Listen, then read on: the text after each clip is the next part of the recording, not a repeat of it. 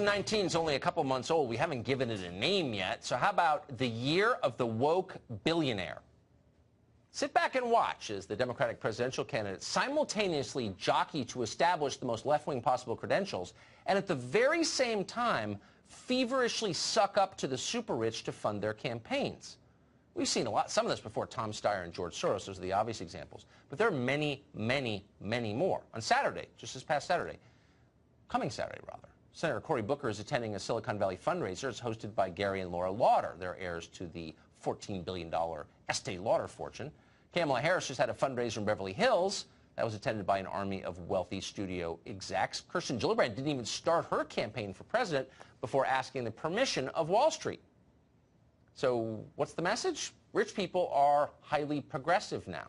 And you can see why. They love mass immigration. It brings them servants. They support federally mandated snobbery masquerading as environmentalism. Abortion is essentially a sacrament to them, especially when practiced in poor neighborhoods. But here's the confusing part. These are, by definition, affluent people, and yet increasingly, confiscatory tax rates are a rallying cry for the Democratic Party. So why are billionaires so eager to back candidates who want to seize their assets to fund new entitlements? This is confusing. Here's one reason. Billionaires understand that they will never have to pay those taxes. Why? Because the top federal income tax rate stops at about $500,000. So what's the difference between someone making $500,000 a year and someone making $50 million a year? The answer? The richer one can much more easily evade paying full freight, and they do. This group makes far more of their money on capital gains, which are taxed at only half the rate of your salary, and some of it's not even taxed at all. Under the 2017 tax law, investments in federally designated opportunity zones evade capital gains taxes entirely. One such opportunity zone, by the way, is right by the Army-Navy Country Club in Arlington, Virginia, one of America's richest zip codes. But even on their official tax returns, even on income, the richest Americans are paying less. According to the IRS, the top 1% of Americans pay about 27% of their income in taxes. But the top 10th of 1%, that's people who make $35 million a year, pay less than 26%.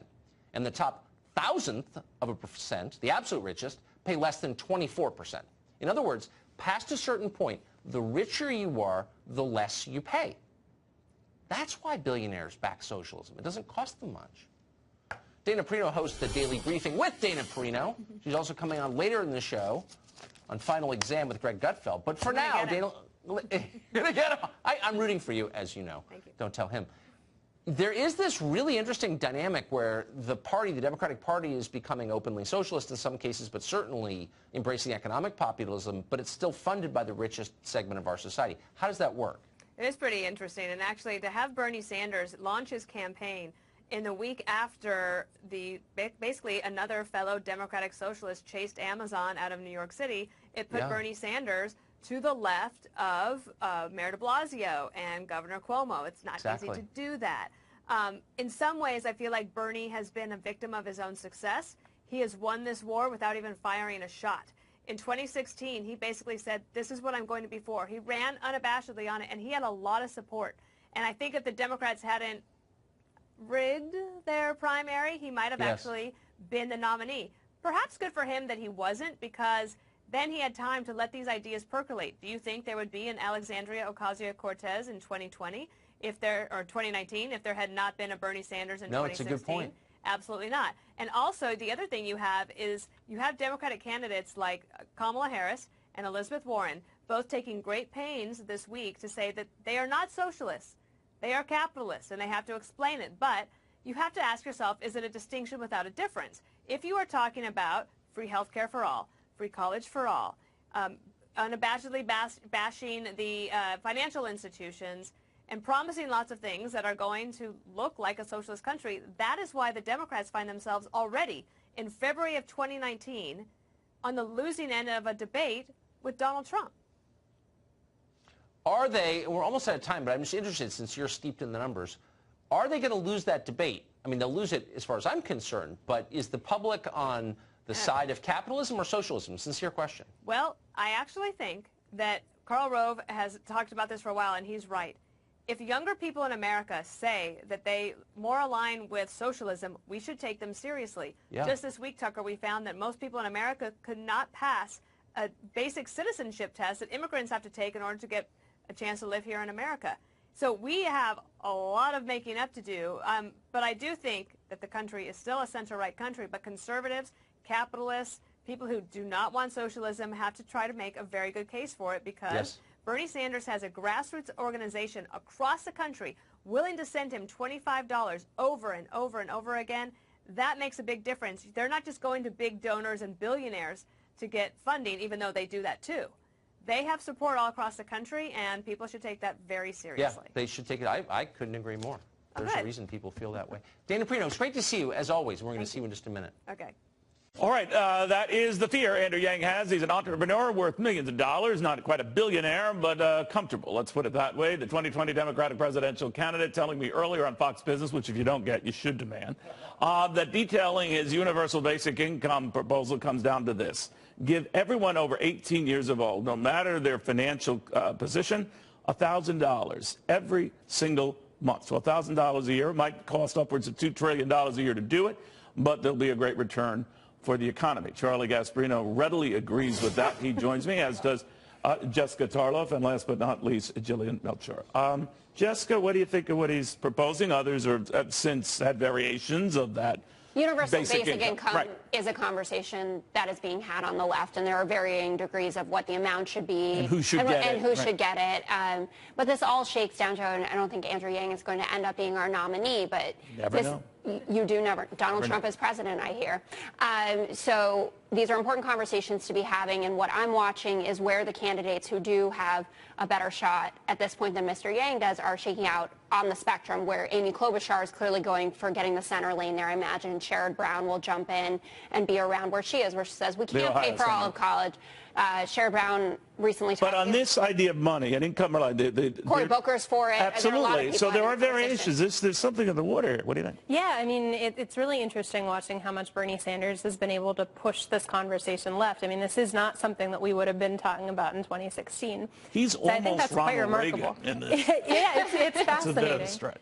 Look, I think with the universal basic income, people like the idea of it because it's a little bit clearer and a little bit more clean than the many, many welfare programs that we have. But what I'm not hearing is candidates saying, let's do this and let's get from all these welfare programs. So I think it ends up looking a lot like redistribution of wealth, which is in fact what it is. One thing, Charlie, that came up in our discussion when he was on, this idea that you could pay for a lot of this with a value-added tax. Therein lies another problem. Of course. Say nothing that anything that Europe's doing, and Europe isn't firing on all cylinders, might. I think it's funny that you said it. I think Biden is the Ronald Reagan of the Democratic Party if he gets in, and he possibly has a way. Well, I guess what I meant is this lurch to the far I know, it's crazy. It's crazy. Listen, I mean, I think the sort of absurdity of guys like this, these entrepreneurs coming on, saying that we should basically redistribute wealth, that we need to have universal incomes, is that they became entrepreneurs and created wealth and created and innovated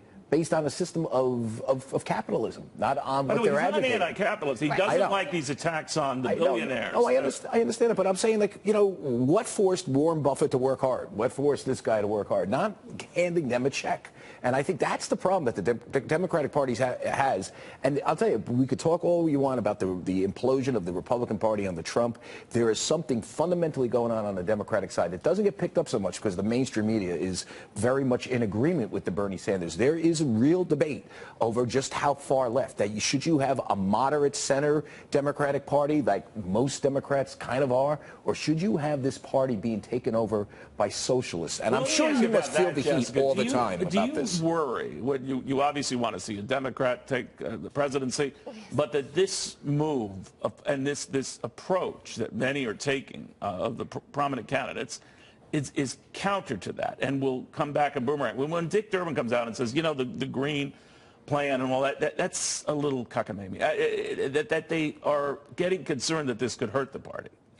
I think there is a concern, and that was a big one in 2016. Are you concerned? I am concerned. I think that competition is healthy, and we saw out of the Republican primary 17 candidates. But this approach, are you concerned by that? It's certainly not my approach. Okay. I come from a centrist Democrat family. I've been a Hillary Clinton supporter. I was in 2008 and was very happy with President Obama, but do hew more to the middle on this. What I'm more concerned about is how the media frames the conversation about it. They're not framing it. Well, they are framing it. Not really. I mean, democratic socialism and socialism are, first of all, different. There's a New York Times piece today about... I get it. I mean, National Socialism and socialism are different. But I mean, we were talking about government-run... popular, Charlie. Yeah, no, they're popular with your base. No, with more than just our base. They're popular with Donald Trump's base, too. And by the way, they want their health care taken care of. I will say this. On economic... Can I just make this point? On economic issues, I mean, look at what Donald Trump has proposed. Forget about, listen, I'm very critical of Donald Trump a lot. I love you for it. Look you are, really? Yeah, I mean, look what he has proposed policy-wise. It's very center-right. Now, look on economic issues, what the Democratic Party is pushing now. It is so far to the left. It is literally socialism. Well, not everyone. As you know, like Senator Klobuchar and some of these others are dialing that back a little bit. I guess I'm just trying to get a sense of the soul or direction of the party. To Jessica's point, the nomination process will sort that out. But what are you hearing? Well, I think we have a lot of energy from the far Democratic left. It's the driving force in the party. And I do think, right? They want to win. I think it's putting a lot of other Democrats in a difficult situation, because when you have something like the new Green Deal proposal, which is calling for everything from the abolition of air travel to just like these really extreme proposals, I think it puts Democrats in a difficult position, because on one hand, they're going to lose the favor of their base if they oppose it. But at the other time, it's totally isolating them from the general public. In the Clinton administration, there was a debate between the Robert Rubin Democrats and the Paul Begala Democrats. Now look at the debate now. We are talking about not Paul Begala. We are talking about something so far to the left that consumes so much energy in this party, and they could be in power. But let me ask you, if Joe Biden were to enter the race, is he going to sign on to a lot of this stuff or no?